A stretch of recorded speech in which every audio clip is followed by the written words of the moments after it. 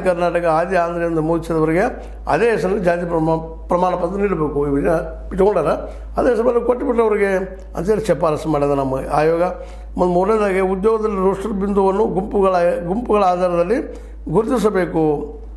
ಈ ಏನಪ್ಪ ಅಂತಂದ್ರೆ ಉದ್ಯೋಗ ರೋಸ್ಟರ್ ಮಾಡೋದು ಅಂತ ಹೇಳ್ತಾರಲ್ಲ ನಿಮಗೆ, ಜಾಬ್ ಸಲುವಾಗಿ ಪ್ರೈವೇಟದಲ್ಲೇ ಅದು ಮಾಡಿ ಗುಂಪುಗಳ ಆಧಾರದಲ್ಲಿ ಗುರುತಿಸಬೇಕು. ಅದೇ ಆಧಾರದಲ್ಲಿ ಮೀಸಲಾತಿ ನೀಡಬೇಕು.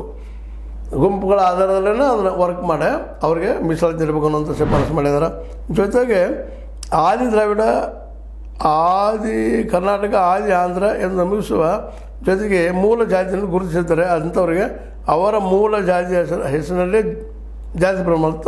ಜಾತಿ ಪ್ರಮಾಣ ಪತ್ರ ನೀಡಬೇಕು ಅನ್ನುವಂಥ ಮೂಲ ಜಾತಿಯಲ್ಲಿ ಅನ್ನುವಂಥ ಮಾತು ಶಿಫಾರಸು ಮಾಡಿದ್ರು. ಒಟ್ಟಾರೆಯಾಗಿ ಯಾರಿಗೆ ಅನ್ಯಾಯ ಕೊಡೋದು ಎಲ್ಲರಿಗೂ ನ್ಯಾಯ ಸಿಗಲಿ ಅನ್ನುವಂಥ ಉದ್ದೇಶದಿಂದ ಇದು ರಚನೆ ಮಾಡಿದಂಥದ್ದು. ಯಾಕಂದ್ರೆ ಎಲ್ಲ ಕಡೆ ನಡೀತದೆ, ಮೇಲ್ಜಾತಿಯವರು ಕೆಳಜಾತಿಯವ್ರನ್ನ ದುರುಪಯೋಗ ಮಾಡ್ಕೊಳ್ಳೋಂಥದ್ದು. ಇಲ್ಲೂ ಹಂಗೆ ಆಗದೇ ಇರಲಿ ಅನ್ನುವಂಥ ಕಾರಣಕ್ಕಾಗಿ ಇಲ್ಲಿ ಇದ್ದಂಥ ಒಂದು ದಲಿತ ಸಮುದಾಯವ್ರಿಗೆ ಎಲ್ಲರಿಗೂ ಅವ್ರು ಎಷ್ಟೆಷ್ಟು ಪರ್ಸೆಂಟ್ ಅದಾರೋ ಅಷ್ಟು ಒಂದು ಮೀಸಲಾತಿ ಹಂಚುವಂಥ ಕೆಲಸವನ್ನು ಮಾಡಿದ್ದಾರೆ. ನಿಜವಾಗಿ ಇದು ಒಳ್ಳೆಯ ಕೆಲಸನ.